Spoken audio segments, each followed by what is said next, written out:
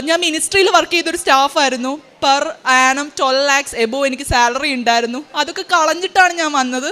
എൻ്റെ വീട്ടിൽ നിന്ന് എനിക്ക് ഒരുപാട് പ്രഷറും ഒരുപാട് നിന്ദകളും പരിഹാസങ്ങളും ഒക്കെ ഞാൻ ഏറ്റുവാങ്ങിയിട്ടുണ്ട്. ഞാൻ ഈ കാശിരൂപം മുറുകെ പിടിച്ചുകൊണ്ടാണ് അതിനെയൊക്കെ ഓവർകം ചെയ്തത്. എനിക്ക് സഹിക്കാൻ പറ്റാഞ്ഞപ്പോൾ ഞാൻ ചോദിച്ചു ഒരു ദിവസം മാതാവിനോട് മുട്ടുകുത്തി, ഞാൻ മരിക്കണോ ജീവിക്കണോ, ഞാൻ എന്താ ചെയ്യേണ്ടത്, എനിക്കറിയാൻ മേല, ഞാൻ എന്താ ചെയ്യേണ്ടതെന്ന് പറഞ്ഞു. ഞാൻ മുട്ടുകുത്തി നിന്നപ്പോഴത്തേന് എന്തോ ഒന്ന് എന്നെ കടിച്ചു. എനിക്ക് ഭയങ്കര പെയിൻഫുള്ളായി.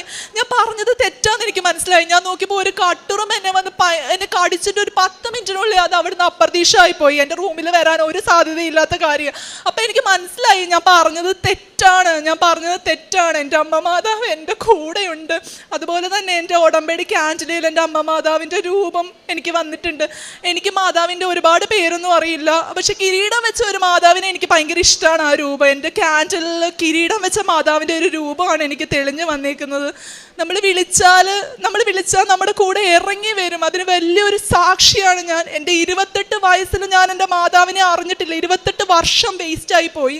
എൻ്റെ 29ാം വയസ്സിലാണ് ഞാൻ എൻ്റെ മാതാവിനെ അറിഞ്ഞത്. ഇപ്പം എനിക്ക് ഒരു പ്രാർത്ഥനയുള്ളൂ. ഞാനിപ്പം എപ്പോഴും വിചാരിക്കുക, ഈ ഉടമ്പടിയുടെ നിയമങ്ങളൊന്നും നടന്നില്ലെങ്കിലും ഞാൻ ഈ ഉടമ്പടി പുതുക്കും. എനിക്ക് ജോലി കിട്ടിയില്ലെങ്കിലും ഞാൻ ഈ ഉടമ്പടി പുതുക്കും.